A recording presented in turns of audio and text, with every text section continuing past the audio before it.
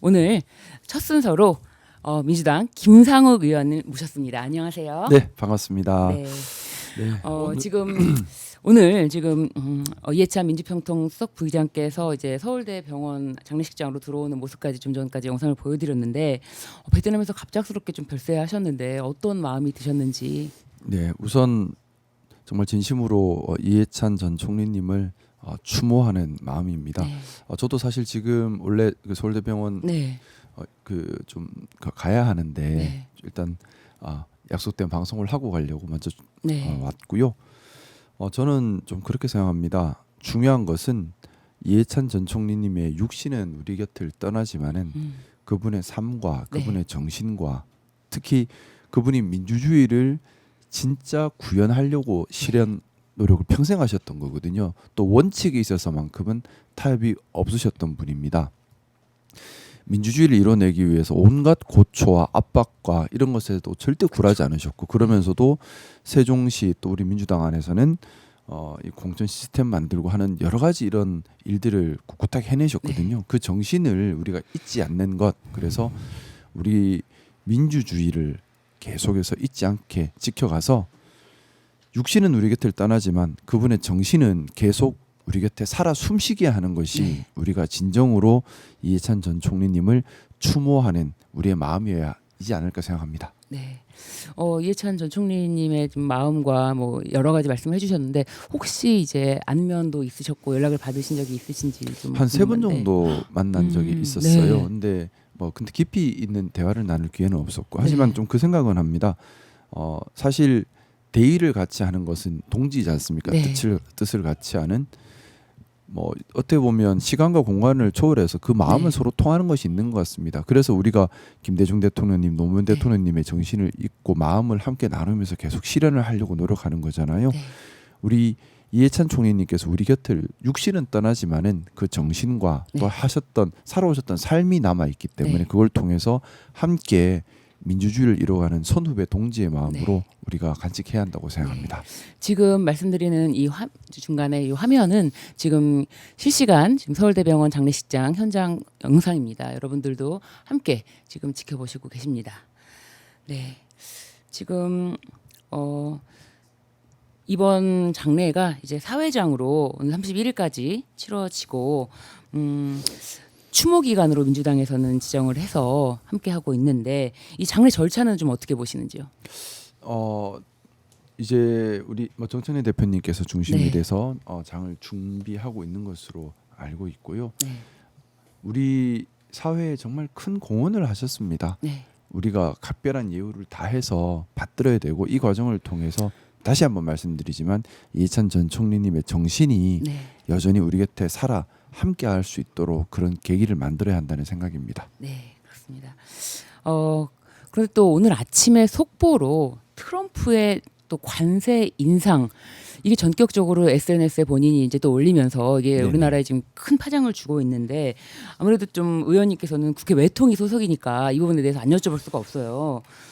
트럼프는 우리나라 국회 탓을 하면서 국회에서 지금 법적 절차를 이행하지 않았기 때문에 이거 15%로 이제 협의를 했지만 다시 25%로 인상하겠다라고 하는데 어떻게 보시나요?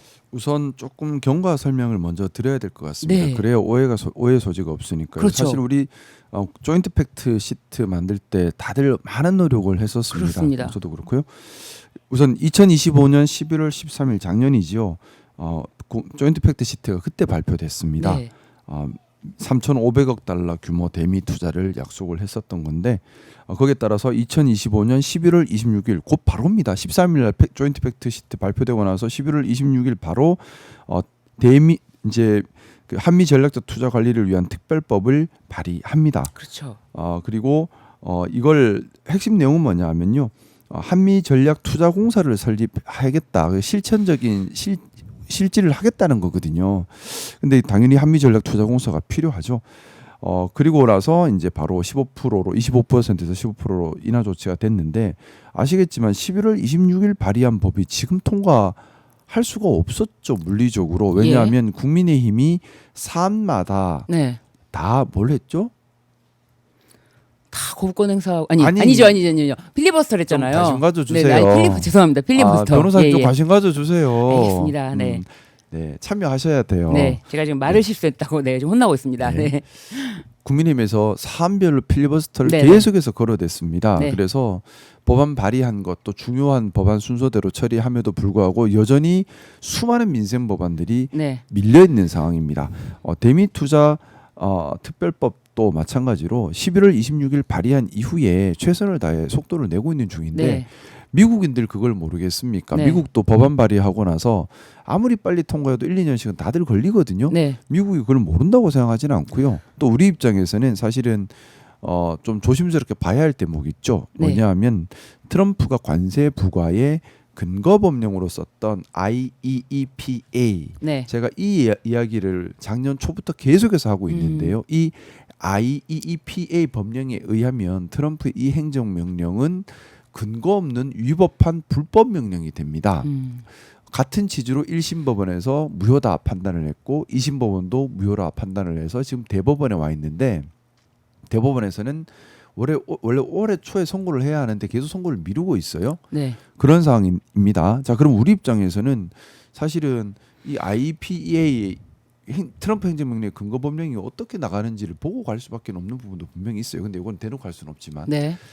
이제 그렇기 때문에 우리 국회 탓이다. 이거는 뭐 말도 안 핑계가 되는 아닌가. 핑계예요. 네. 상식적으로 11월 26일 날 발의한 법안이 어떻게 지금 통과가 돼요? 아니 그리고 그건 말이 안 이거는 되죠. 발의가 되면은 그 달 1일부터 소급 적용이 되는 것이다. 그렇죠. 이렇게 다 양해가 돼 있던 걸로 저는 알고 맞습니다. 있고 사실 그렇게 다 보도가 됐기 때문에 11월 1일자부터는 다시 15%로 관세가 적용된다. 이렇게 다 됐던 건데 지금 우리나라 국회 탓을 하면서 관세를 25%로 인상하겠다. 이거 속뜻은 저는 그렇게 생각해요. 트럼프가 많이 짜치는구나. 뭐냐 하면 트럼프도 이 IEEPA 네. 법령에 근거한 행정명령이 관세 행정명령이 대법원에서 최종적으로 불법하다라는 네. 판단이 나오면 그 후폭풍, 그 정치적, 경제적 관세 환급을 해줘야 되는 문제가 생기잖아요. 네. 엄청난 피해를 받게 되죠.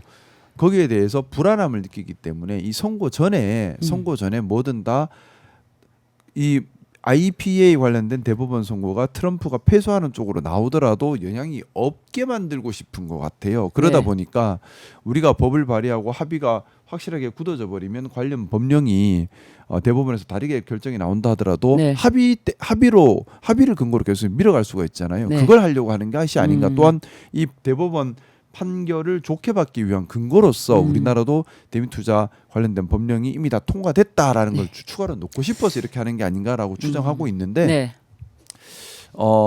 좀 그 얘기를 하고 싶어요. 이제 변호사님도 잘 아시겠지만은 합의를 우리 어떤 의사 표시를 할 때에 네. 의사 표시가 사기 강박에 의하면 취소도 할 수 있지 않나요? 네. 국가 간에도 그런 정도의 이건 어떻게 보면 만약에 IPA가 정당하다는 그 전제에서 우리가 협정을 체결했다면 이것도 사실은 그죠? 우리가 소금과나 강박에 연계될 수도 있지 않을까요? 지금 이제 좀 전에 이경태 기자께서는 아무래도 미국 국내 정치에서 지금 너무 타격을 입으니까 트럼프가 또 한 번 돌파하려고 하는 것이 아닌가라는 또 의견도 주었고 또 한 가지는 지금 우리나라 지금 비서실장과 또 정의선 현대차 회장이 함께 지금 캐나다를 방문 중이잖아요. 현대차 회장이 캐나다에 가서 또 이제 독일과 경쟁하고 있는 자동차 산업 관련해서 이런 모습이 미국이 이거를 좀 꼬투리 잡고 싶었는데 사실상 이거를 대놓고 말할 수는 없으니까 우리나라 국회를 좀 공격하면서 국회를 지목하면서 이 문제를 다시 한번 끌어낸 게 아닌가 그런 생각도 좀 들거든요. 일단 명확한 것은 네. 국회 탓은 아니라는 겁니다. 그렇죠. 왜냐하면 11월 26일 법이 발의됐어요. 네. 이제 겨우 2달 지났습니다. 네.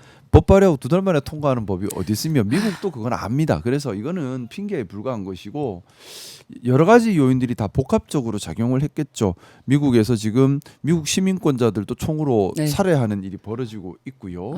예. 지금 말씀드리는 예. 순간 지금 운구 차량이 지금 들어가고 있습니다. 네. 진짜 마지막에 이 타국에서 별세하셨다는 게 너무 마음에 안 좋았는데 한편으로는 또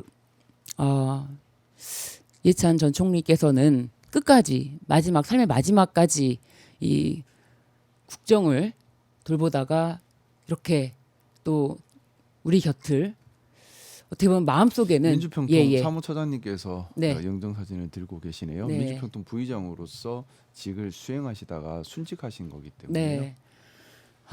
그래서 참 여러 가지 생각이 듭니다. 지금 한참 또 일을 하실 수 있는 연세이시긴 한데 이렇게 또 우리 곁에 마음으로 다시 한번 큰 어른이시죠. 큰 어른이 예. 남게 되셨습니다. 지금 응구차 들어오는 모습도 실시간으로 전해드리고 있습니다. 네, 많은 분들이 정말 함께 하시면서 도대체 이게 무슨 일인가 싶을 큰 마음의 울림이 있을 것 같습니다. 네, 또 우리 김상욱 우리 의원님께서도 또 이제 방송 끝나면은 또 바로 또 함께 하실 것으로. 네, 사실 네. 오는 길을 맞이하고 싶었는데 일정이 계속 변동이 됐었어요. 네. 원래는 어제 맞습니다. 저녁에 통지 오기로는 아침 6시 20분에 공항에서 영접하는 것으로 네. 되어 있었는데 네. 좀 일정이 또 바뀌면서 이제 의원들 다 음. 밤에 통지가 와서 9시 예, 10분까지 지금 많은 의원들 그리고 또 이제 오라고 의원실 말씀해 국회의장도 지금 함께 하시는 모습을 보실 수가 있습니다. 저도 가야 하는데 네, 지금 바로 방송 맞춰드리겠습니다. 네. 네, 빨리 맞춰드리도록 하겠습니다.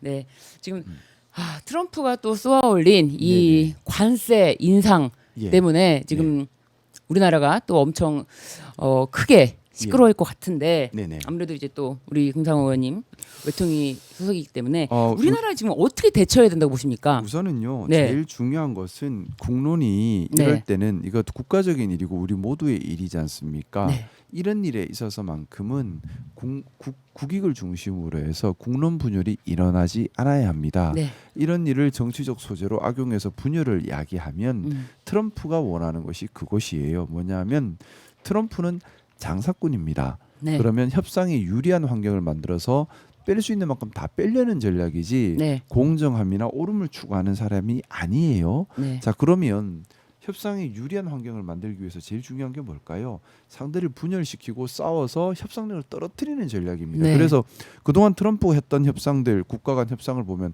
공통적인 것이 있습니다. 뭐냐면 국론이 분열돼서 일단은 국론 분열을 시도합니다. 트럼프가 늘. 그래서 정쟁화시켜서 이제 협상력이 떨어지면 그때부터 과도항을 요구하기 시작하고 반대로 국론이 뭉쳐져 가지고 분열 시도가 실패하면 그때는 양보합니다. 네. 그러면 이것도 똑같은 거죠. 저는 트럼프가 결국에는 저는 제일 핵심적인 것이 결국 이 IEEPA 관련된 자신의 행정명령이 잘못될 수 있다라는 대법원 판결이 가장 큰 압박을 네. 주고 있지 않나라는 생각을 해요. 지금 또 말씀드리는 순간 영정사진을 들고 지금 앞에서 계시는 민주평통 자문위 부위원장이신가요? 부의장님. 부의장님, 부의장님께서 계시고 지금 많은 분들이 함께 하고 있습니다. 네, 지금 뒤에서 바로 이해찬 전 총리 장례식장으로 들어가는 모습을 여러분들 함께 하고 계십니다. 네.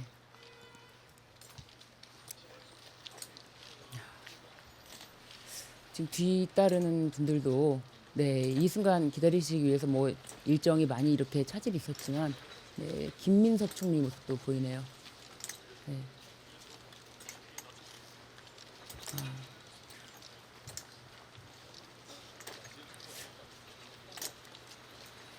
여러분들도 다 함께 지금 추모와 애도를 보내주시고 계시는데요. 네, 우리 세실리아님께서는 주님 이해찬 전 총리 전국에서 영원한 천국에서 영원한 복락을 누리게 하소서라는 말씀도 주셨고요. 네, 시민 분향소 설치가 필요하다는 말씀도 주셨는데요. 지금 대구 경북에도 분향소를 설치한다고 합니다. 네.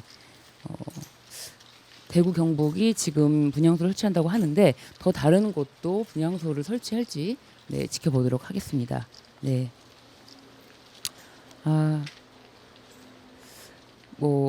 우리 지금 시청자분들도 김대중 노무현 이해찬 이런 훌륭한 분들 왜 이렇게 빨리 가시는 것인지 답답합니다라고 해주고 삼가 고인의 명복을 빕니다라고 지금 많은 댓글 보내주셨습니다.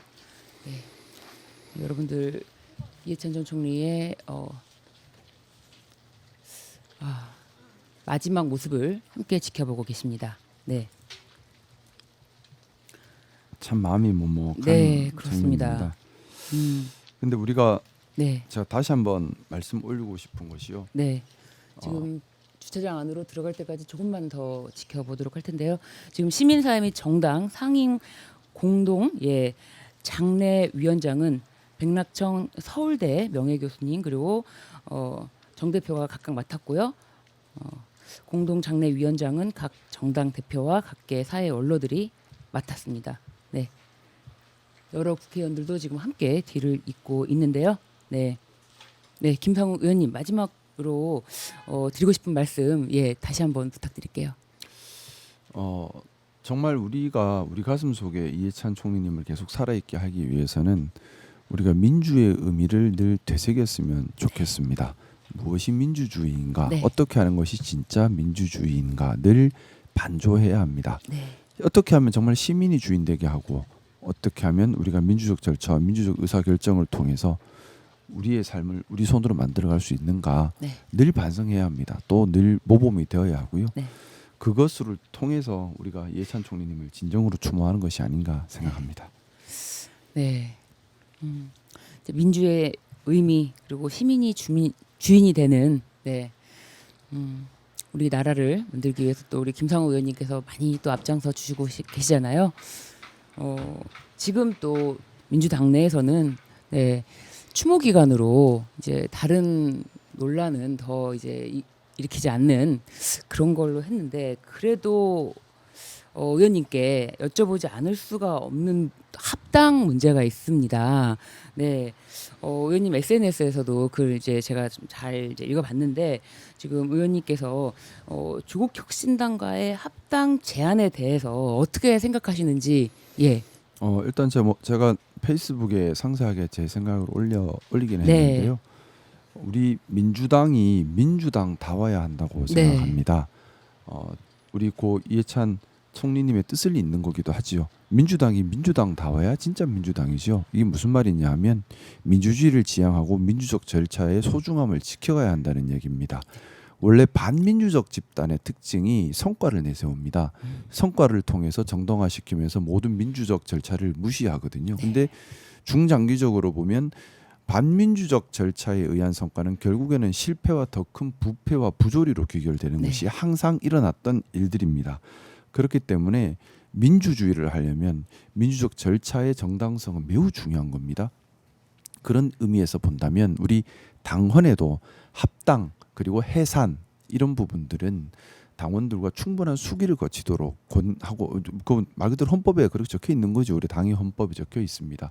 그런 면에서 본다면 국회의원도 몰랐고 당원도 몰랐고 최고위원과도 상의가 없는 상태에서 조국 혁신당의 공식 제안이 먼저 갔다고 하는 것은 사실은 절차적인 부분에서 매우 아쉽죠. 많이 아쉽죠. 그 부분은요. 뭐냐면 한 예로 들어 그런 겁니다.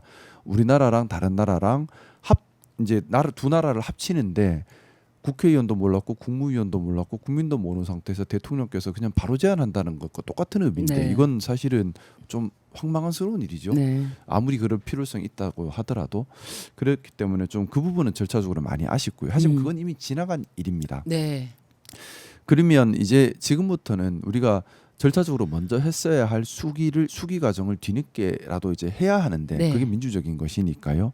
근데 이게 수기를 거칠 때에 제가 우리 당원 동지분들께 꼭 부탁드리고 싶은 것이 있습니다. 뭐냐면 우리가 동지라는 걸 잊어서는 안 된다는 겁니다. 뭐냐 하면 동지라고 하는 것은 뜻을 즉 대의를 같이 하는 것이 동지입니다. 민주당의 동지라고 하면 민주당 당명처럼 더불어 함께 사는 대동세상을 지향하고 민주당 말 그대로 진짜 민주주의를 지향한다. 이 두 가지를 우리가 지켜가는 이 두 가지를 바람하는 동지인 거거든요. 그리고 이 동지로서 의견을 나누기 때문에 우린 적이 아니에요. 절대 그렇게 인신공격을 하거나 그런 걸 해서는 안 된다는 생각이고 말 그대로 수의를 해야 합니다. 그러면 이 수기에 관해서 좀 더 내용보다 더 중요한 게 저는 이 수기의 틀에 관한 논의라고 지금 생각해서 그렇습니다. 뭐냐 하면 단순히 이야기하는 것이 아니라 깊이 있게 수의를 하려면은 먼저 나의 오류 가능성을 인정하고 시작을 해야 합니다. 저도 그래서 틀릴 수 있어요. 예. 저도 틀릴 수 있고 저도 잘못 판단할 수 있고 하자 있는 생각을 할 수 있습니다. 누구나 마찬가지입니다.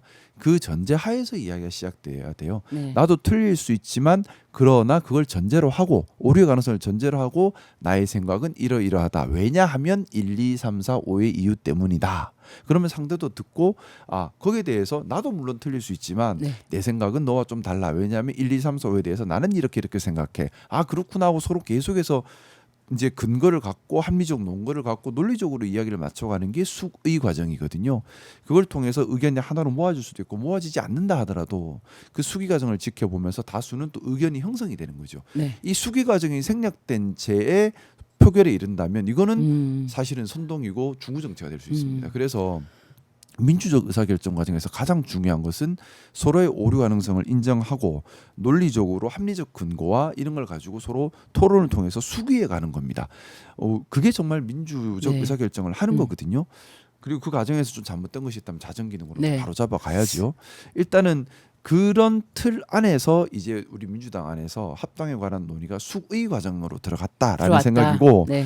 우리 민주당 지도부에서 좀 제가 부탁드리고 싶은 것은 이 수기 과정이 그러면 성숙할 수 있도록 도와줘야 합니다. 뭐냐면 네. 말씀드렸던 것처럼 파벌 나누기나 인신공격이 아니라 주장은 뭐고 논거는 뭔지 그게 자유롭게 토의되고 이걸 당원들이 충분히 알 수 있도록 만들어주고 이걸 바탕으로 당원들의 의사를 물어야 하는 거예요. 만약에 이 과정이 또다시 생략되거나 취약해져 버린다면 이미 당대표님께서 최고위원이나 국회의원이나 당원들에게 의사를 묻지 않고 합당제를 먼저 했다는 것 자체가 민주적 절차에 맞지 않는데 또다시 수기 과정을 생략해 버린다면 이거는 정말 큰 문제가 됩니다. 네. 그래서 저는 수기 과정을 명확하게 상세하게 해줄 것을 그래서 정말 제대로 된 당론이 결정될 수 있도록 해줄 것을 좀 지도부에 바람하는 마음이에요. 그럼에도 불구하고 이제 이 절차적인 어떤 그런 부분에 뭐 잘못 그런 거를 지적하시는 분들도 많긴 한데 이 합당에 대한 당위에 대해서는 뭐 지금은 아니다라고 해도 합당이라는 것 자체는 결국에는 필요한 거 아니냐 이런 이야기는 괜히 많이 있어요. 네, 거기에 대해서는 이제 우리 당원들의 생각이 다양하겠죠. 이 다양한 생각, 오류의 가능성을 내 생각이 틀릴 수 있다는 오류의 가능성을 전제로 다 존중해야 한다고 생각하고요. 저한테 그래서 합당을 어떻게 생각하느냐고 네, 물으신다면 그게 궁금합니다. 물으신다면 사실 상당히 복잡한 문제예요. 뭐냐 하면은 합당의 필요성도 있고 합당을 하면 안 되는 이유도 있어요. 먼저 합당의 필요성을 먼저 얘기 드리면 국민의힘이라는 반민주, 반헌법, 반보수 정당이 여전히 강성하고 여기에 대응하기 위해서는 힘을 합칠 필요가 있다라는 점이 이유가 될 겁니다. 이제 근데 사실은 제가 요즘 자주 하는 얘기가 보수의 위기가 아니라 진보의 위기다라는 얘기를 많이 해요. 사실 이게 또 어떻게 보면 합당을 하면 안 되는 이유가 될 수도 있어요. 좀 더 네. 상세하게 말씀을 드리면 대한민국의 정당이 하나만 있어서는 안 되죠. 서로 견제를 해야 해요. 근데 지금까지 조국 혁신당이 해왔던 역할은 쇄빙선의 역할이었습니다. 매우 중요한 역할을 해왔어요. 뭐냐 하면은 도전적인 과제 그리고 개혁과 혁신이 필요한 어젠다를 선도적으로 던져왔습니다. 매우 중요한 쇄빙선의 역할을 해왔습니다.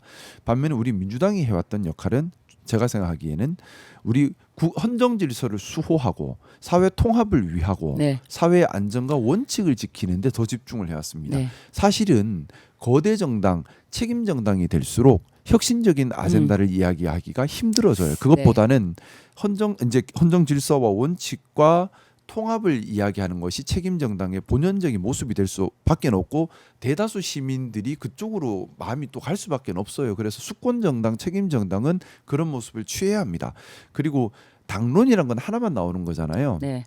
하나만 나오는데 수권 정당의 당론은 늘 신중할 수밖에는 없지요. 그런 부분에 사실은 있어서. 우리 민주당이 그런 모습을 취해왔기 때문에 중도 보수 쪽에서도 상당히 민주당 쪽으로 지금 많이 몰려들면서 지지세가 올라왔던 겁니다. 국민의힘이 보수 기능을 상실해버리고 민주당이 보수 기능을 수행해왔기 때문에 많이 더 올라왔던 거예요. 막 급한 건 알지만은 이거 말이 중간에 끊으면 전달이 안 돼서 그럼요. 의원님 말씀 충분히 듣고 의원님께 궁금한 게 너무 많아서요. 네, 의원님께 준비한 질문이 너무 많아가지고 일단 한 개라도 정확하게 그렇지만 하는 게 천천히 의원님의 생각을 잘 전달하시는 게 최고입니다. 네, 이제 제가 걱정하는 건 그거예요. 뭐냐 하면 이제 이 부분도 고려해야죠.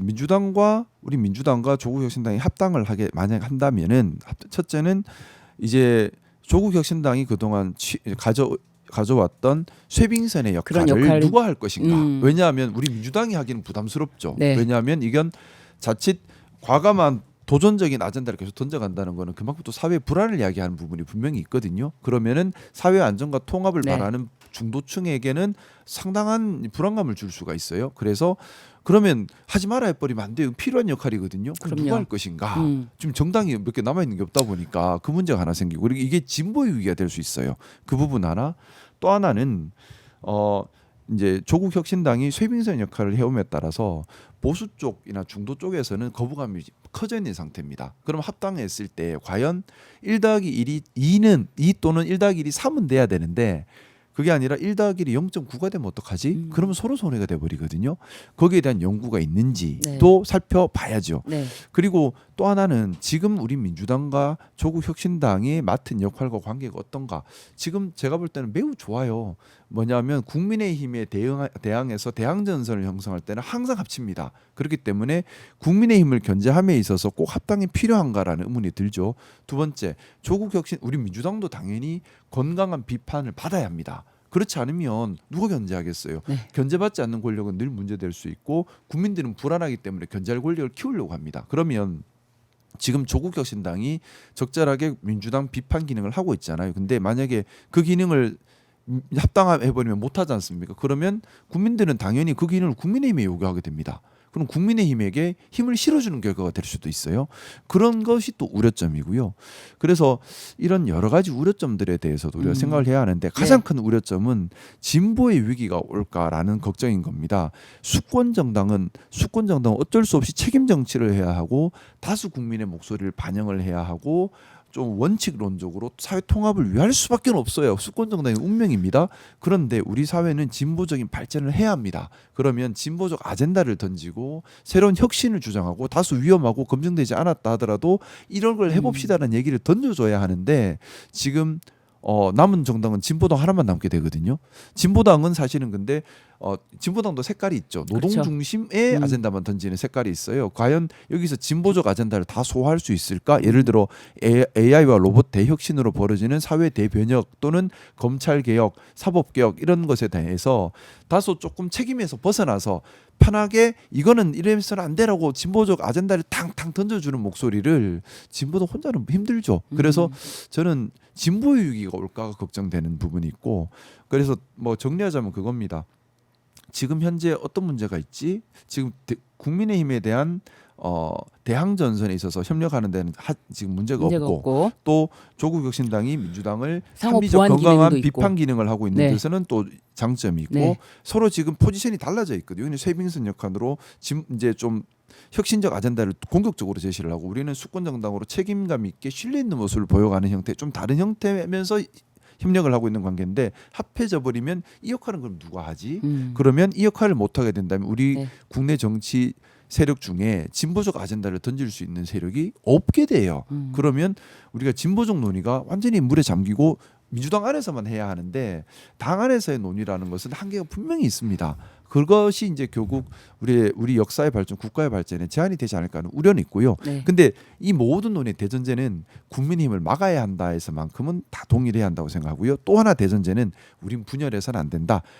모두 다 저도 지금 이 말 또 오류의 가능성이 충분히 있어요. 제 말 또 오류의 가능성이 있기 때문에 합리적으로 논고를 단 비판은 저는 받아야 한다고 생각합니다. 서로 간의 오류의 가능성을 인정하고 서로 합리적 비판을 통해서 이런 논의들을 숙의해 가면서 당원들께서 이제 마음을 결정할 수 있는 합리적 토론 문화가 좀 축적된 다음에 당원들께서 결정하실 수 있도록 이렇게 하는 것이 우리 당원에 맞죠. 네, 수기 과정을 통해서 여러분들이 이제 건강한 비판 그리고 동지의 언어로 그 의견을 받아들이고 또 오류 가능성을 지적하는 건 좋지만 이것이 결코 분열 양상으로 되는 거는 옳지 않다. 그렇죠. 그리고 각자의 역할이 굉장히 잘 돼 왔고 상호 보완 기능이 있었기 때문에 그런 부분까지 있는 마당에 합당에 대해서는 많은 수기 과정이 필요하다. 이 과정에서 우리가 갈라치기하고 팝을 짓게 하면 안 돼요. 서로를 존중하면서 맞습니다. 동지의 정으로 서로의 생각을 존중하면서 합리적 근거와 논리적인 이야기를 해야 합니다. 맞습니다. 그래도 좀 우리 김상욱 의원님 나오셨으니까 안 여쭤볼 수 없는 것이 국힘에서 지금 김종혁 전 최고 사실상 제명으로 지금 가고 있는데 탈당 권유하지 않았습니까? 네네. 네. 그다음 한동훈 차례인가? 이 부분이 이제 네.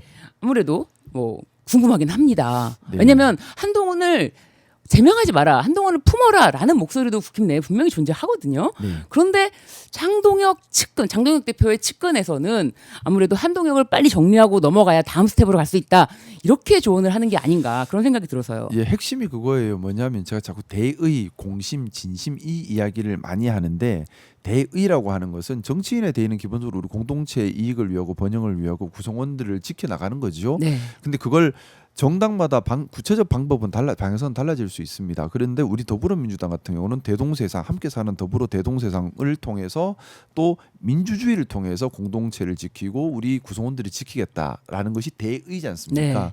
이 대의를 함께하면 동지죠. 대의를 함께하면 동지예요. 근데 대의가 없으면, 네. 이익으로 함께하면 관시죠. 자, 국민의힘의 대의가 뭘까요? 그게 궁금합니다. 저도 궁금해요. 저도 국민의힘 네. 있었지만 모르겠어요. 네. 자, 이런 상태가 되면 대의가 없으면 동지가 아니죠. 네. 그러면 대의가 있어야 이 대의를 함께 받는다는 공심이 나오거든요. 자, 근데 대의가 없으면 공심이 안 나와요. 네. 그럼 대의가 없으면 공심이 안 나오면 뭐가 있죠? 사심만 사심. 있죠. 근데 어떤 사심이죠? 그게 자리 욕심인 거죠. 자리 욕심, 명예 욕심, 정치적 욕심, 방향성 없는 사심만 남게 되죠.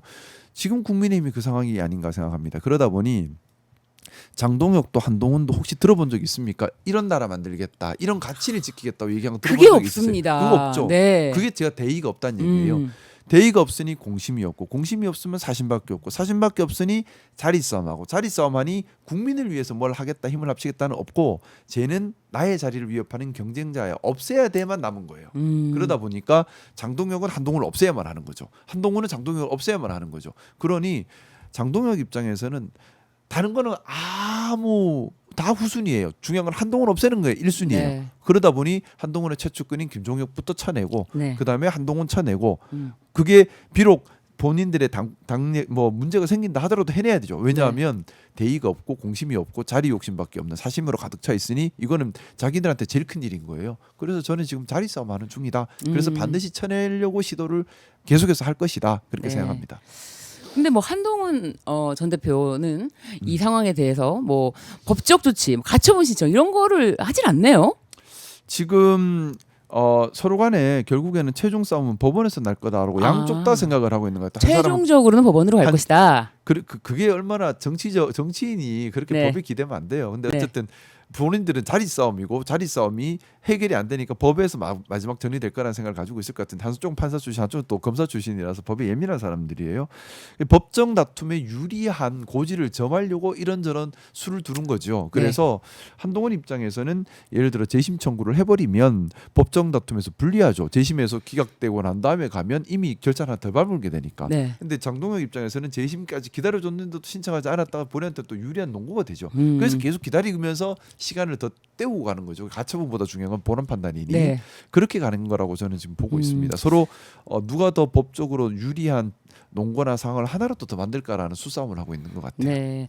최종적으로 법원에서 어른스럽지 않죠. 네, 지도자스럽지 당원인지 않아요. 아닌지를 결정하게 된다라는 게 저는 좀 한편으로는 의문이 들지만, 너무 법 좋아해요. 그렇지만 어떻게 보면은 한동훈 전 대표 입장에서는 계속 이게 공작이라고 하는데 네. 법원으로 가면 공작인지 아닌지는 명확히 밝혀질 거 아닌가요? 그렇죠. 그 부분에 대해서는 더 이상 말을 못할 것 같아서. 한동훈 입장에서는 지금 사실은 많이 수세에 몰려 있는 겁니다. 네. 많이 수세에 몰려 있고, 국민의힘의 당원 구성이나 또는 원내 구성으로 봤을 때 한동훈은 지금 매우 수세에 몰려 있고, 친한계라 불리는 의원들도 동요가 심해지고 있어요. 네. 그런 상황에서 본인이 기댈 수 있는 마지막 수단이라 생각을 하는 것이고, 장동혁은 반대로 법원에서 뒤집어지면 본인에게는 또 타격이 될 수 있죠. 그래서 확실히 눌러야 한다는 생각을 가지고 있는 것이고, 결국엔 법원으로 갈 수밖에 없는 상황인 것 같습니다. 네. 그래서 이게, 근데 제가 너무 국민의힘 이런 모습을 보면서 안타까운 게, 여기에 어떤 우리가 얘기했던 대의를 지향하는 모습이 하나도 없다는 점, 국민을 위하는 모습이 하나도 없다는 공심이 점, 없다. 공심도 없다는 네. 점, 그냥 자리 싸움만 남아 있어요. 이 자리 싸움 누구를 위한 거죠? 오로지 사심으로 가득 찬. 그러니까 누구를 위한 예, 자리 예. 싸움인 건지. 자, 근데 이걸 보면서 우리 민주당은 또 타산지석으로 되돌아봐야죠. 우리는 그러지 않은가? 네. 우리는 내 자리 욕심, 내 명예 욕심, 내 정치적 욕심 때문에 국민들이 주신 소중한 권한을 남용하고 있지는 않은가? 우리는 대의를 지키기 위한 공심에 머물러 있는가? 네. 내가 나를 속이고 있지는 않은가? 그래서 우리 스스로 우리 함께 네. 더불어 대동세상을 만들자는 생각 네. 그리고 또 진짜 민주주의를 하자는 대의 이 대의를 오로지 사심이 아니라 공심으로 받들자. 네. 또 내가 나를 속이는 것이 아니라 늘 되돌아보면서 진정으로 진심으로 머물러 있자. 이걸 한 번 더 챙기는 계기가 되었으면 좋겠다는 생각입니다. 네, 우리 또 김상호 의원님 좋은 말씀 그리고 네. 여러 가지 지금 거의 항상 만날 때마다 느끼는 거지만 네. 교과서적인 말씀을 굉장히 잘 풀어주셔가지고 근데 그 마음에 교과서적인 당연한 예, 예. 얘기를 우리가 잘 못 지키니까 그러니까요. 자꾸 하는 그러니까 거예요. 항상 필요합니다. 항상 필요한 분. 우리가 네. 그러니까 우리가 늘 이 원칙과 우리가 해야 될 당위를 잊지 말아야 해요. 눈앞에 욕심 때문에 원칙과 당위를 잊어버리는 순간에 사심 가득한 사람이 되는 겁니다. 네, 알겠습니다. 오늘 말씀 너무 감사합니다. 네, 네. 잘 들었습니다. 네, 감사합니다. 좋은 하루 되십시오. 네.